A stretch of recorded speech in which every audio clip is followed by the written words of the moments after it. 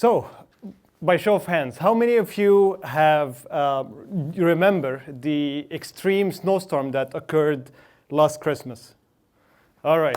So I was one of the unfortunates who witnessed that event on the 401 highway where I was stranded for 13 hours, right?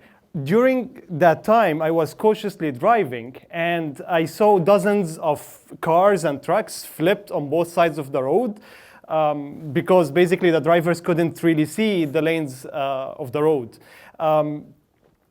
So at that time, I was scared to death, really.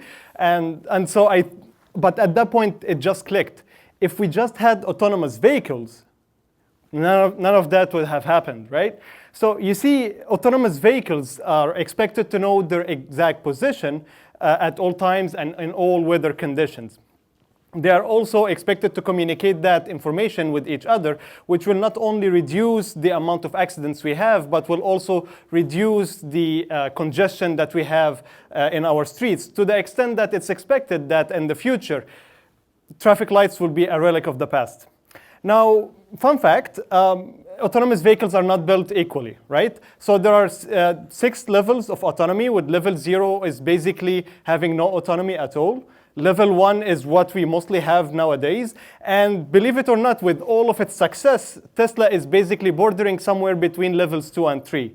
Right? So Tesla right now, it needs an active driver to be alert at all times. At the highest levels of autonomy, that driver is not needed. And so, like, even the steering wheels will not be there.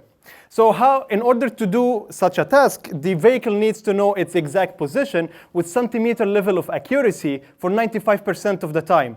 Just to give you a perspective, if I am to be a vehicle, I need to know that I'm exactly here, and not there, all right? In order to do that, we cannot rely on GPS because, as most of you know, if you have driven in downtown Toronto with high-rise buildings, GPS will be totally blocked. So in my thesis, we propose the use of 5G signals in order to do such task.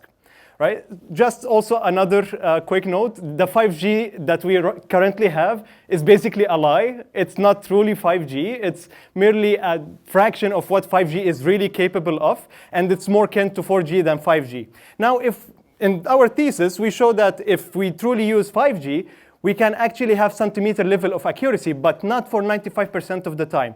In order to have 95% of that accuracy for 95% of the time, we show that we need other sensors like accelerometers and gyroscopes to be integrated with 5G in order to get that level of accuracy.